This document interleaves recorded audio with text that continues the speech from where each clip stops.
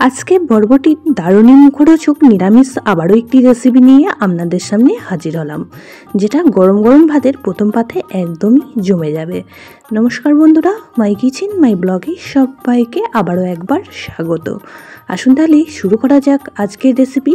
ঘরোয়া সামান্য কিছু উপকরণ দিয়ে কিন্তু দুর্দান্ত স্বাদের এই রেসিপিটি আজকে তৈরি হবে, যেটা খেতে লাগবে দুর্দান্ত।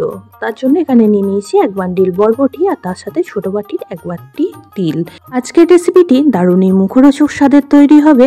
প্রথমেই বরবটিগুলি 3 টুকরো করে নিয়েছি। এখন বরবটিগুলি প্রেসার কুকারের মধ্যে দিয়ে একটা হুইসেল আসা পর্যন্ত সিদ্ধ করে নেব।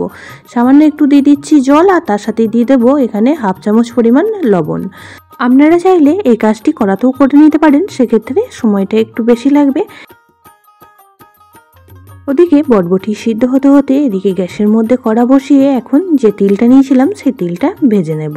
বরবটি আপনারা অনেকে অনেক রকমভাবেই বানিয়ে খেয়েছেন, তবে আজকের রেসিপিটি একবার বানিয়ে খাওয়ার অনুরোধ রইল। দারুণই মুখরোচক স্বাদের তৈরি হয়। যারা বরবটি খেতে একদমই পছন্দ করেন না, তাদেরকে যদি এইভাবে বানিয়ে দেওয়া হয় তারাও কিন্তু আবারও বানানোর জন্য রিকোয়েস্ট করবে। এতটাই মুখরোচক আর এতটাই সুস্বাদু তৈরি হয়। সম্পূর্ণ নিরামিষভাবে তৈরি করছি, তাই যে কোনো দিনই আপনারা বানিয়ে খেতে পারেন এই রেসিপিটি। বরবটিগুলি সিদ্ধ করে নিয়ে এখন জলটা ঝরিয়ে তুলে নিয়েছি, আর দেখুন কতটা সুন্দর সিদ্ধ হয়েছে। আর এই রেসিপির ক্ষেত্রে বরবটিটা একটু বেশি সিদ্ধ হলেই কিন্তু খেতে বেশি ভালো লাগবে। গ্যাসের মধ্যে আবারও কড়াটা বসিয়ে দিয়ে এখন দিয়ে দিয়েছি 1 চামচ পরিমাণ তেল। তেলে ফোড়ন হিসাবে ব্যবহার করেছি এখানে 1/2 চামচ গোটা জিরে, তার সাথে একটা শুকনো লঙ্কা মাঝখান থেকে 3 টুকরো করে। ফোড়নটিকে সুন্দর করে ভেজে নিয়েছি। ফোড়নের কালারটা চেঞ্জ হতে এখানে সিদ্ধ করে রাখা বরবটিগুলি অ্যাড করে দিলাম। এখন বরবটিগুলি খুব ভালো করে নাড়াচাড়া করে একটু ভেজে নেব, আর খুন্তি করে এইভাবেই ভেঙে দেব। বরবটিটা ভাজা হতে হতে এই পর্যায়ে অ্যাড করে দিচ্ছি খুব সামান্য পরিমাণ হলুদ গুঁড়ো, আর তার সাথেই দিয়ে দেবো এখানে স্বাদ অনুযায়ী লবণ। তবে লবণটা একটু বুঝে শুনিয়ে অ্যাড করবেন, সিদ্ধ করার সময়তেও লবণ দিয়েই সিদ্ধ করেছিলাম। আর দিয়ে দিচ্ছি এখানে খুব সামান্য পরিমাণ একটু লঙ্কা গুঁড়ো। খুব সামান্য কিন্তু তেল মশলায় রেডি হয়ে যায় আজকের রেসিপিটি।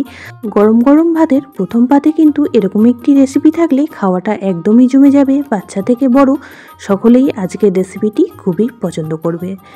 মশলাগুলি খুব ভালো করে মিশিয়ে নেওয়ার পর এখানে 2 চেরা কাঁচা লঙ্কা ব্যবহার করলাম। ঝালটা আপনারা আপনাদের পছন্দ মতন ব্যবহার করবেন। পুরনো বন্ধুরা সবসময় আমার পাশে থেকে আমাকে এতটা সাপোর্ট করার জন্য অনেক অনেক ভালোবাসা। নতুন বন্ধুরা যারা চ্যানেলে ভিজিট করছেন, চ্যানেলটি এখনও পর্যন্ত সাবস্ক্রাইব করেনি, তাদের কাছে অনুরোধ রইল চ্যানেলটি সাবস্ক্রাইব করে পাশের বেল আইকনটি অল করে দেবেন। তাহলে আমি যখনই কোনো ভিডিও দেব নোটিফিকেশন সবার আগে আপনাদের কাছে পৌঁছে যাবে। এই পর্যায়ে অ্যাড করে দিলাম 1/2 চামচ আমচুর পাউডার। তাতে করে এই রেসিপিটি খুবই মুখরোচক তৈরি হবে। খুব ভালো করে নাড়াচাড়া করে মিশিয়ে নিয়ে এখানে স্বাদটাকে একটু ব্যালেন্সের জন্য আমি অ্যাড করে দিচ্ছি খুব সামান্য পরিমাণ চিনি। চিনিটা দিয়েও খুব ভালো করে নাড়াচাড়া করে মিশিয়ে নেব। আজকের রেসিপিটি কিন্তু একদমই এরকম ভাজা ভাজা তৈরি হবে। এখন অ্যাড করে দেব তিল। যে তিলটা আমি আগে ভেজে রেখে দিয়েছিলাম সেই তিলটাই কিন্তু হালকা একটু গুঁড়ো করে নিয়েছি। কিছুটা গুঁড়ো হয়েছে আর কিছু তিল কিন্তু গোটাও আছে। এইভাবে গুঁড়ো করে নিতে হবে, আর সেই গুঁড়ো করাই তিলটা এই পর্যায়ে অ্যাড করে দিতে হবে। আর এই তিলটা অ্যাড করার কারণে এই রেসিপির স্বাদের মাত্রাটা একটা আলাদা লেভেলেরই হবে। অবশ্যই করে আপনারা একবার খেয়ে দেখবেন আর আমাকে কমেন্ট করে জানাবেন আপনাদের কেমন লাগলো। দারুণই মুখরোচক তৈরি হয় গরম গরম ভাতের সাথে। যদি বরবটির এরকম একটি রেসিপি থাকে আর কিন্তু কিচ্ছু লাগবে না। তিলটা দেওয়ার পরও 1 থেকে 1.5 মিনিট সময় নিয়ে রান্নাটি করে নিয়েছি। আর এই পর্যায়ে দেখেই বুঝতে পাচ্ছেন রেসিপিটি একদমই শুকনো শুকনো হয়ে গিয়েছে আর কড়া ছেড়ে উঠে আসছে। এখন গ্যাসের ফ্লেমটা অফ করে দেব আর একটা প্লেটের মধ্যে নামিয়ে নেব। একদমই রেডি হয়ে গেল বরবটির মুখরোচক রেসিপিটি।